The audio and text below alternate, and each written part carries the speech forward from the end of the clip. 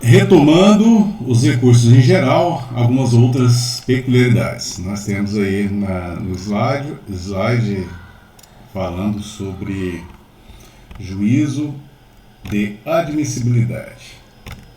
Tem tudo a ver com o que nós estamos abordando.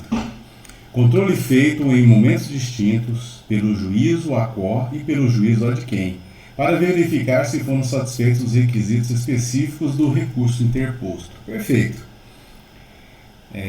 Tá aí a indicação da fonte dessa imagem, mostra perfeitamente o que é juízo de admissibilidade, ou seja, a partir do momento que se interpõe um recurso, necessário se faz analisar se a admissibilidade, se preenche os requisitos de admissibilidade, seja pelo juízo que está recebendo diretamente ele, seja para a instância onde ele efetivamente vai ser julgado. Pois bem, é por esse efeito do juízo de admissibilidade que se declara a presença ou ausência dos requisitos necessários à apreciação do conteúdo recursal. Tanto é exercido pelo juízo a quo quanto pelo ad quem, exceto se dirigido ao próprio juízo prolator, no caso do embargo de declaração, ou direto no juízo ad quem, carta testemunhada.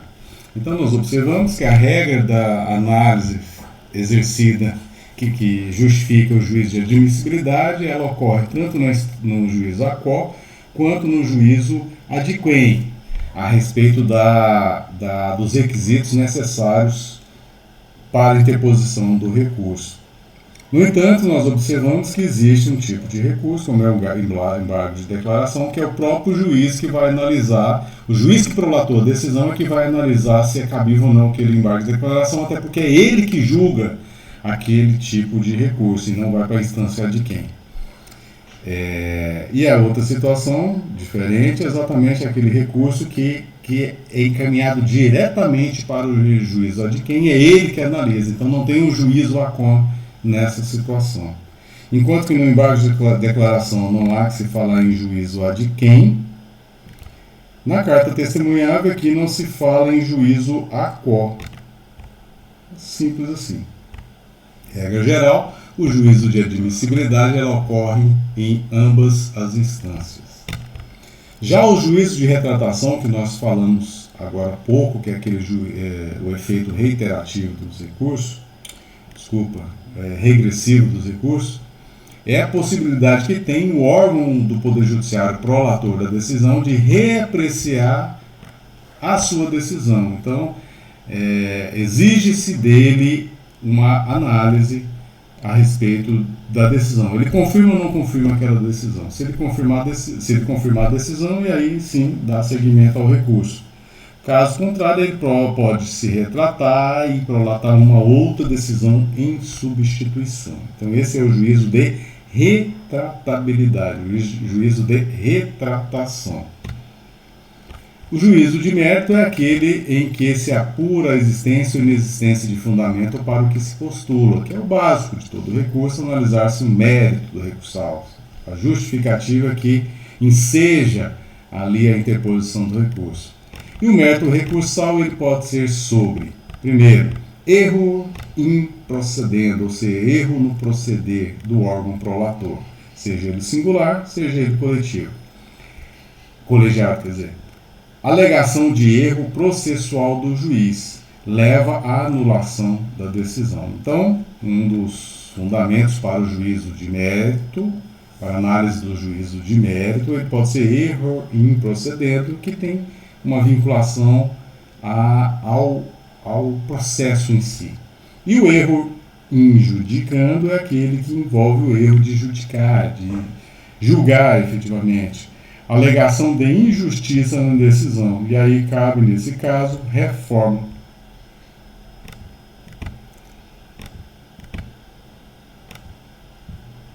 Pronto.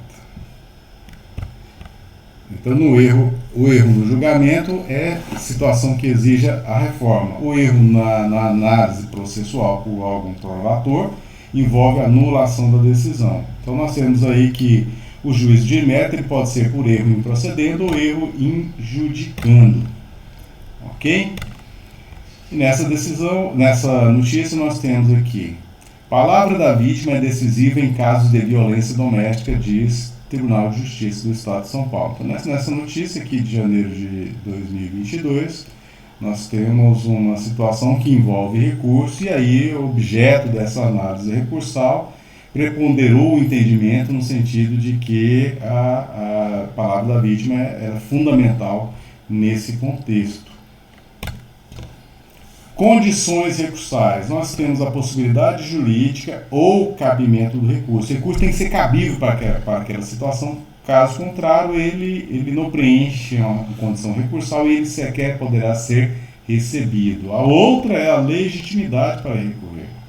Então aqui nós teremos em mente que é legítimo para recorrer aquele que é sucumbente, aquele que está prejudicado, se sentiu prejudicado contra determinada decisão e tem legitimidade para postular em juízo. Então, por exemplo, o advogado tem um membro do Ministério Público, da Defensoria Pública, e é condição recursal a demonstração do interesse no recurso. O recurso tem que surtir algum efeito positivo, construtivo, que seja de algum modo benéfico para quem está recorrendo. Levando em consideração os aspectos da adequação recursal para atender aquele inconformismo do recorrente, ser o recurso necessário para o enfrentamento daquela matéria e, ao mesmo tempo, útil. A reforma da decisão, a modificação da decisão tem que ter utilidade. E aí, preenchidas as condições, ele pode dar seguimento, mas não somente as condições recursais, até porque nós iremos falar dos pressupostos recursais, que deverão ser preenchidos, e aí são analisados tanto um quanto o outro lá no juízo de admissibilidade. Já os pressupostos recursais, nós temos os intrínsecos e os extrínsecos, e os subjetivos, e os objetivos, por sua vez. Pois bem, os intrínsecos é o próprio direito de recorrer, ou seja, está no âmbito da intenção daquele que quer recorrer, está no âmago. A partir do momento que há sucumbência, necessário se faz a possibilidade direta de recorrer. Cabimento está ligado com cabimento e legitimidade recursal. Então são esses intrínsecos, a partir do momento que há algum prejuízo, já parte do pressuposto que já existe o fundamento para poder se recorrer. Os fundamentos extrínsecos têm ligação com tempestividade e regularidade formal. Tempestividade é o tempo, é o prazo recursal, tem que observar as regras processuais aplicáveis. E no caso da regularidade formal, é a forma que é exigida no ordenamento jurídico para a interposição daquele recurso. Pressupostos recursais subjetivos. Nós temos ali o artigo 577, nós temos como possíveis o Ministério Público, o querelante, réu, defensor, mas tenha interesse na reforma ou modificação. Então, como pressupostos recursais subjetivos, necessário se faz ter interesse na modificação do deciso, sob pena de não preencher esse pressuposto recursal. A exceção que se dá é no artigo 598, aplicável ao júri, em que o ofendido pode recorrer se o MP não o fizer. Então, na omissão do Ministério Público, o ofendido pode recorrer em 15 dias após o prazo que este teria para recorrer. Então, é a exceção que nós temos aí para preencher o pressuposto recursal subjetivo. Os artigos 439, 581, inciso 15 do Código de Processo Penal, ele indica que qualquer do povo pode recorrer quando a decisão inclui ou exclui jurado da lista geral. E o terceiro pode recorrer em sentido estrito quando pagou a fiança ao réu e o juiz decreta a fiança quebrada ou a sua perda. Então, a partir do momento que foi incluído ou excluído algum jurado da lista geral, qualquer do povo poderia preencher o pressuposto recursal subjetivo para interpor o recurso cabível. E aí, no caso do terceiro prejudicado, quando ele paga em nome do réu a fiança, ele, por algum motivo, há essas consequências jurídicas que envolve a quebra da fiança, ou seja, o acusado, beneficiado pela fiança, ele não cumpriu os requisitos daquela medida para se colocar em liberdade, ou ao mesmo tempo perdeu por uma determinação judicial, e o terceiro prejudicado ele pode efetivamente recorrer. Então nós temos aí pressupostos recursais no processo penal, objetivo e subjetivo, fora o que nós já comentamos. No caso dos objetivos, nós levamos em consideração o cabimento, adequação e tempestividade. Esse a gente não comentou. Melhor, vamos começar aqui pelos subjetivos. Deve demonstrar interesse em se recorrer, efetivamente, e deve necessariamente ter legitimidade para recorrer. No caso do interesse, descontentamento da parte ante a decisão proferida, deve demonstrar sucumbência, ou seja, deve perder alguma coisa na decisão, gerar um prejuízo que possa ser aferido. No caso da legitimidade, só pode ser interposto por quem tem capacidade para propô-la, no caso, o advogado, membro do Ministério Público, defensor público, conforme o caso. Então, uma coisa é interesse é aquele que às vezes ele não tem legitimidade para estar em juízo, mas ele pode, via advogado, questionar ali uma decisão proferida. Como pressuposto objetivo, nós temos o cabimento, que é necessário que o recurso esteja previsto na legislação processual, então não pode se inovar, não pode inventar um recurso se ele não tiver uma previsão legal. Lembrem lá do princípio da taxatividade que nós falamos. A adequação é fundamental o emprego do recurso correto. Então ali a unirrecorribilidade já indica essa situação também. Tempestividade, o recurso tem que ser interposto no prazo previsto no Código de Processo Penal, mas nós observamos que não é só o Código de Processo Penal que estabelece regras processuais, outras normas também o fazem, como por exemplo a Lei dos Juizados Especiais Civis e Criminais, que prevê no âmbito criminal o recurso de apelação com prazo de 10 dias. E é isso. Algumas peculiaridades em relação aos pressupostos objetivos nós temos aqui, que é previsão e observância das formalidades legais, fungibilidade e adequação. Então tem que ser fungível. Há a possibilidade ou não de se aplicar a fungibilidade. Nós observamos o princípio da fungibilidade, que existem os requisitos para tanto, dentre os quais nós falamos ali da boa-fé, nós falamos da boa-fé, da inexistência de erro grosseiro, são 2 requisitos, mas tem um terceiro requisito ali, que é boa-fé, não haver erro grosseiro, e utilizar o prazo do recurso correto. Exatamente, são os 3 requisitos. Nós temos a investidura do juiz ou tribunal para julgar aquela determinada causa, pressuposto recursal subjetivo. Objetivo, quer dizer. Nós temos também a capacidade processual. De quem? Da parte ou capacidade jurídica, de estar em juízo. Tem que observar as regras aplicáveis ao Código Civil Brasileiro, mesmo no âmbito do processo penal. Estar em juízo, representação, assistência e capacidade postulatória. No caso da tempestividade, nós temos para cada recurso um prazo específico. Os prazos recursais são contínuos e peremptórios, ou seja, eles não se suspendem, essa é a regra.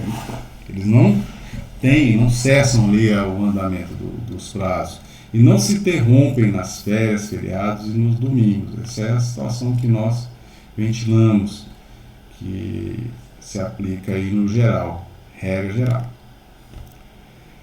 Algumas outras peculiaridades em relação aos recursos. Prazo no geral, ele começa da intimação ou do dia em que a parte der ciência inequívoca nos autos da sentença ou despacho. Então, a intimação por meio de mandado, ou tomando ciência ali da decisão, ele já começa o prazo recursal. A observação que deve se ter é exatamente o seguinte: no caso da intimação, não se conta da juntada. Okay? É diverso o início do prazo do início da contagem, de acordo com o artigo 798, parágrafo 1º do Código de Processo Penal. Uma coisa é início do prazo, outra coisa é início da contagem. Então, a observação que se faz, de acordo com esse dispositivo que nós comentamos, fizemos a leitura, que exclui o dia do começo e inclui o final, que prorroga por final de semana, feriado ou encerramento do fórum antes do horário normal. Então, é importante observar exatamente isso, que no âmbito processual, no âmbito aplicável ao recurso, não há que se falar em contagem do primeiro dia. Então, esse primeiro dia, ele não, por exemplo, o dia da intimação, considerado como dia da intimação, não necessariamente quer dizer o início da contagem do prazo, até porque a própria norma processual exclui o dia do começo e inclui o do final. No caso da precatória, deve ser considerado exatamente a juntada do mandado devidamente cumprido. No caso do defensor, existe a particularidade do prazo em dobro, de acordo com a Lei 7.871 de 1989, de acordo com a Lei Orgânica da Defensoria Pública, mas é questionável esse prazo em dobro no âmbito do processo penal, principalmente levando em consideração a paridade de armas, a acusação-defesa. Por que a defesa tem um prazo em dobro? Se fosse o contrário, a acusação tem um prazo em dobro, a defesa necessariamente teria que ter. E hoje é objeto de questionamento esse posicionamento. Eu entendo exatamente o seguinte: paridade de armas é paridade de armas. Prazo em dobro teria que a acusação ter prazo em dobro, ou prazo comum para ambas as partes, exatamente para reforçar que cada um tem que usar as ferramentas que tem à disposição com equilíbrio. Réu, corre individualmente deste com o anterior. Então, nós observamos exatamente que o prazo do réu corre para ele, junto com o prazo para o anterior, que é o defensor constituído ou advogado, conforme o caso. No caso do Ministério Público, vista dos autos, a partir do momento que dá a ciência lá para a instituição, já parte do pressuposto que aquele que vai atuar efetivamente na causa, ele já tem conhecimento e ele vai se manifestar dentro do prazo. Hoje, no processo virtual, a situação está mais fácil de entendimento, de compreensão, no que diz respeito à manifestação. É mais objetivo ali o trâmite e a ciência das partes. Prazo dos recursos. Nós temos que a carta testemunhável 48 horas, de acordo com o artigo 640 do CPP, embargo de declaração e embarguinho são 2 dias. Apelação e recurso em sentido estrito, conforme o caso, nós temos aí prazo de 15 e 20 dias. Nós temos a correção parcial e reclamação, que deve analisar aí o regimento interno, conforme o caso, o regimento interno prevê em horas. Embargos infringentes de nulidade, 10 dias. Recurso especial extraordinário, 15 dias, de acordo com a lei própria, etc. Então, são alguns prazos aqui. Evidentemente, nós iremos estar tratando dos prazos nos próprios recursos, de per si, mais à frente. Nessa notícia do Superior Tribunal de Justiça, nós temos que a suspeição de delegado que atuou na investigação não basta para anular a ação penal, decide quinta turma do próprio tribunal. Então, não há que se falar em suspeição na persecução penal, na primeira fase da persecução penal, no caso aí da autoridade policial. Julgou aí o STJ em nível de recurso. Preparo recursal. O que vem a ser? Pagamento das custas processuais e do porte de remessa e retorno dos autos físicos. Quando autos físicos, no processo eletrônico, não há que se falar isso. Então, é pagamento das custas para o trâmite dos recursos. No caso do regimento interno do Tribunal de Justiça do Estado de Roraima, nós temos que se sujeitam a preparo a reclamação ou correição parcial, conforme o caso. Tem outra forma de, eu estou falando em recurso, tem outra forma de reclamação que não é recurso, a apelação, o mandado de segurança, a medida cautelar e os recursos para o Supremo Tribunal Federal e o Superior Tribunal de Justiça. Forma dos recursos, por petição, que é o mais comum, a petição, petição recursal, com todos os argumentos de fato de direito, ou só petição de interposição do recurso. Termo nos autos, ali, consigna em ata de audiência, por exemplo, audiência de instrução de julgamento, que a parte está recorrendo ali, já é o registro da intenção de se recorrer. Também pode ser, se contabiliza aí o recurso oral, mas é recurso oral, mas deve ser necessariamente transcrito ali nos autos. A observação que se faz é que a manifestação do desejo de se recorrer deve ser inequívoca. Não se pairar qualquer tipo de dúvida. Por exemplo, concordo com a decisão, mas não me conformo ali com o montante da pena. Então, ou concordo ou não concordo. Então, a manifestação tem que ser inequívoca. Fundamentos dos recursos, as razões a posteriori. Então, as razões recursais, que aí envolvem fundamentos de fato e de direito que justificam a interposição do recurso e poderá ser apresentado posteriormente, regra geral. Não é? Ou no mesmo ato, né? Pode-se recorrer e já apresentar as razões recursais de fato de direito ali para exigir um pronunciamento de quem dê direito. Desistência e deserção é aplicável também em recurso. Então, desistência é a do réu que não... a desistência do réu de recorrer não impede que o recurso do defensor constituído. Aí nós temos um comentário, não sei se eu faço nesse bloco também, a respeito da divergência de posicionamento entre o réu e o advogado ou defensor. Então, prevalece a defesa técnica de se recorrer, até porque o recurso sempre pode beneficiar o acusado, em especial quando só ele recorre. Até que nós observamos, de novo, repito, a reformatio in melius, o recurso só da acusação. Então, nesse caso, a divergência de posicionamento prevalece ao entendimento de que não pode prejudicar a situação do acusado se o seu advogado ou defensor recorre para ele. Ok? Irretratabilidade e irrevogabilidade. Então, são situações que são aplicáveis. A retratabilidade não pode se retratar do recurso já interposto, que é a irrevogabilidade também no mesmo sentido. O Ministério Público não pode, em função do princípio da indisponibilidade da ação penal, desistir do recurso interposto, e a gente eu fiz um comentário até de um caso concreto que eu atuei, em que um colega apresentou a petição recursal para apresentar as razões em outro momento, e aí eu cheguei para atuar no caso, não concordei com o recurso, mas tive que me manifestar, apresentar as razões recursais.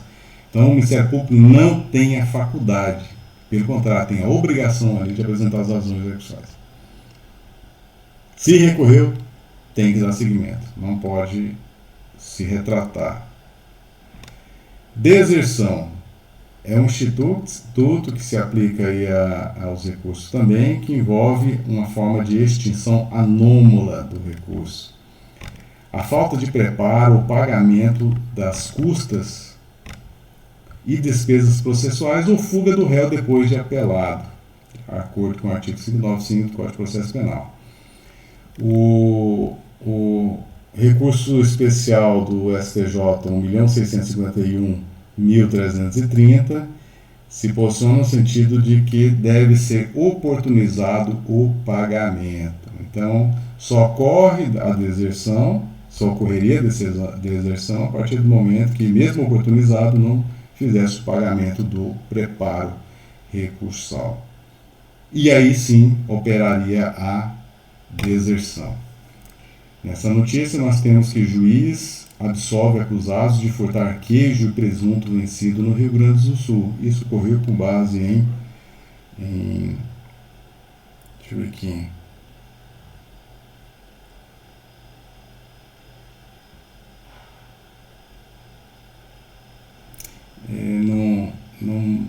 Não mostra aqui, não me recordo se foi com Aparentemente não foi com base em recurso, mas é um caso interessante aí que pode ser objeto de recurso da acusação, não se conformar com essa situação.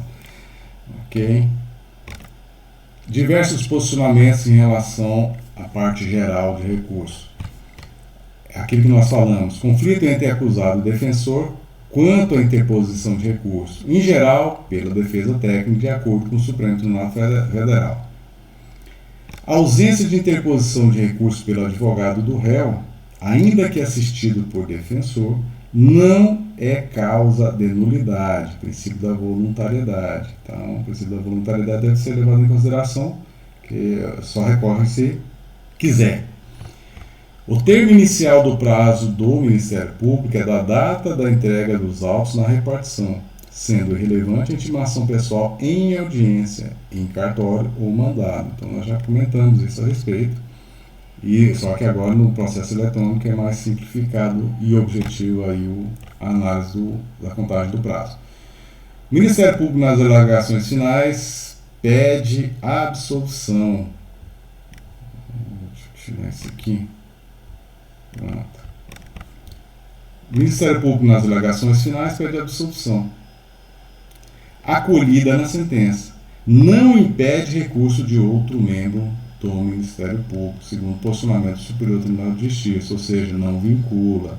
O princípio da autonomia dos membros do Ministério Público, independência funcional, justifica aí esse posicionamento. A apresentação tardia das razões de apelação é mera irregularidade de acordo com o STJ e STF. Então, uma coisa que nós já falamos, uma coisa é a interposição do recurso, que é peticionar dizendo que quer recorrer. Outra coisa é o prazo que ele terá para apresentar as razões. Então, mesmo esse prazo sendo extrapolado, não quer dizer que não seja possível a apreciação do recurso. É mera irregularidade, segundo os tribunais superiores. Segundo a súmula 708 do STF, é nulo o julgamento da apelação se, após manifestação da renúncia do único defensor, o réu não foi previamente intimado para constituir outro. Então, uma coisa é, a partir do momento que há uma renúncia formal nos autos de um advogado constituído do acusado, não é condição imediata que o juiz designe o defensor público para atuar na causa, sendo necessário, de acordo com esse posicionamento, intimar o acusado para constituir um outro advogado se o quiser. E se ele não fizer, aí sim justifica a nomeação do defensor público para atuar na causa. Nessa matéria, nós temos STJ. Não cabe ao Judiciário impor ao Ministério Público a obrigação de ofertar acordo em âmbito penal. Então nós temos aí essa peculiaridade, que hoje já está sacramentada, é uma matéria de 2022, e mostra bem aí esse alcance. Com a análise recursal, aí houve um posicionamento do Superior Tribunal de Justiça a respeito. Novamente o STJ, admissível a ação cautelar inominada para atribuir efeito suspensivo a recurso em sentido estrito, interposto pelo Ministério Público contra a decisão que determinou a soltura de acusado. Então nós temos aqui uma possibilidade de se impor efeito suspensivo fora dos casos legais que nós já analisamos. Então, efeito suspensivo, regra geral, é aqueles que estão previstos expressamente na norma. E nós falamos alguns casos, sendo que, quando não é expresso o efeito suspensivo, pode ser pleiteado em livro de ação cautelar inominado, e nós falamos aqui, me adiantei, que mandado de segurança criminal também pode ser utilizado para este fim. STJ novamente, defensor dativo não tem prazo.